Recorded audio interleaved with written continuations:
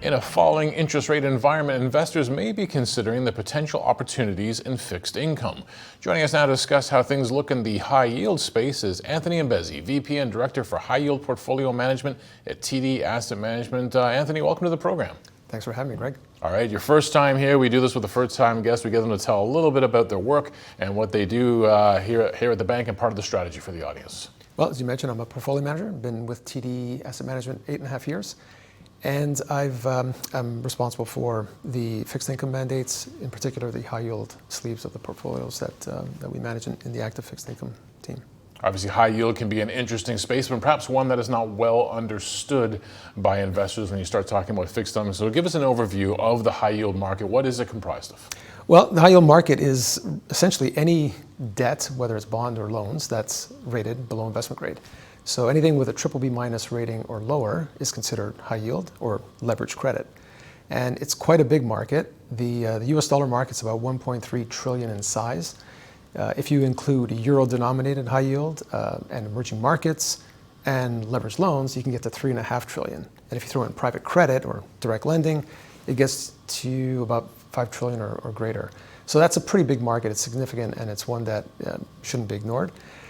When people refer to the high yield market, a common term that we hear. They might know it by a different name, right? Exactly, junk bonds, right? It's thrown out by the media a lot, but essentially it can be misleading because a lot of these companies, every asset class has good quality companies and lower quality companies. High yield is no exception. And within that space, I think what's important to know is you can find good companies that might be rated high yield that can make perfect sense for a fixed income portfolio.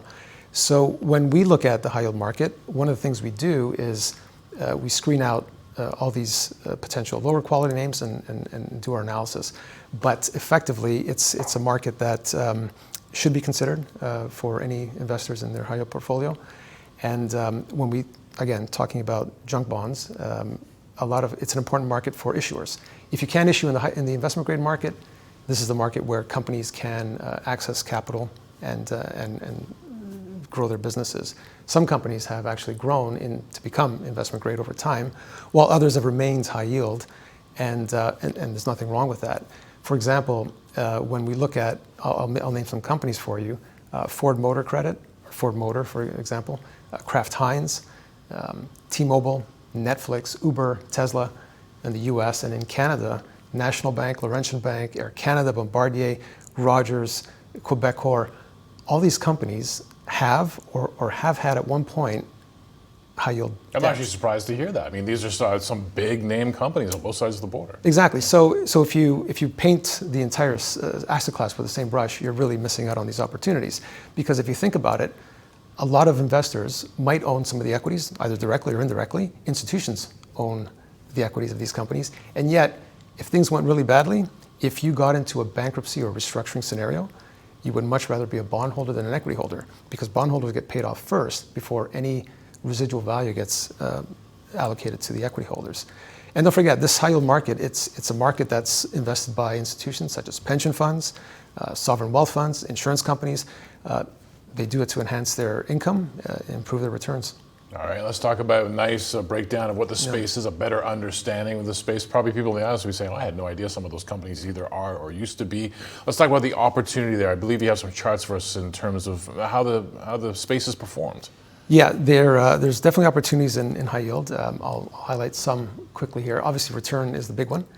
High yield has had compelling returns historically. It has outperformed pretty much every major fixed income asset class that we've seen. The bars on the left, I guess, of that graph just show you how it compares with the more safer or deemed safer investment grade corporate bonds or even treasuries or government bonds, which you can see here. Let's just look at investment grade compared to high yield. Over time, over 20 years, and annually, you can get up to 200 basis points or more, or the market has delivered 200 basis points or more of excess returns than those asset classes. And when you compound that can really make a difference in the outcomes of investors' portfolios.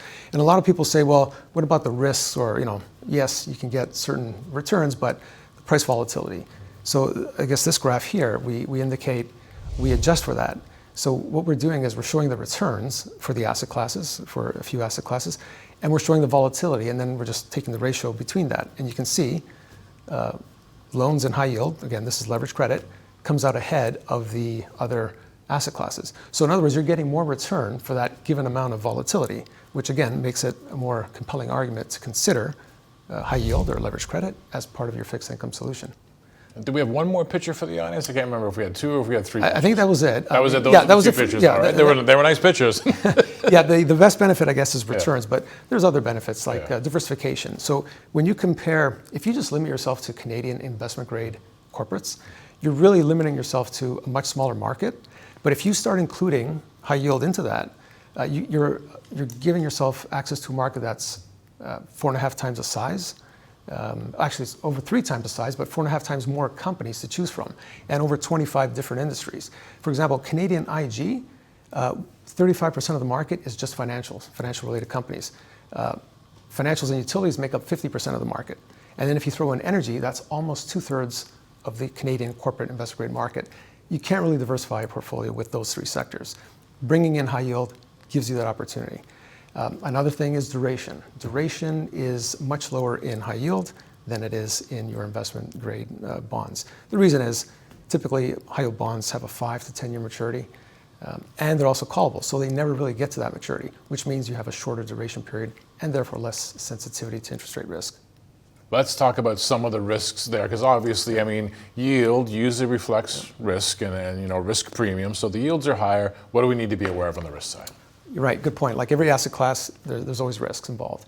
With high yield particularly, I think credit risk is the big one. I mean, you are taking on credit risk by investing in high yield. And when we talk about credit risk, there's different components of it. The big one is default risk. Default risk is just really when a company misses a coupon payment or just can't pay its principal back at maturity. Other types of default risk that we're seeing more these days are distressed debt exchanges. And that occurs when a company offers to exchange its existing bonds. Again, this company's in distress. The bonds are trading at distressed levels for new bonds. And it entices bondholders to kind of accept that deal with the alternative being, well, if you don't, we can go through a restructuring, a Chapter 11 bankruptcy, and work, take your chances there. Sometimes the outcomes are worse out of a Chapter 11 bankruptcy. Sometimes they're better. But what it gives the bondholders the option of is to value the proposal and say, well, okay, fine, we can take a bit of a discount or haircut today, keep the company alive, we extend the bond maturity, the company lives to operate another day and continues as a going concern for the benefit of not going through Chapter 11 restructuring.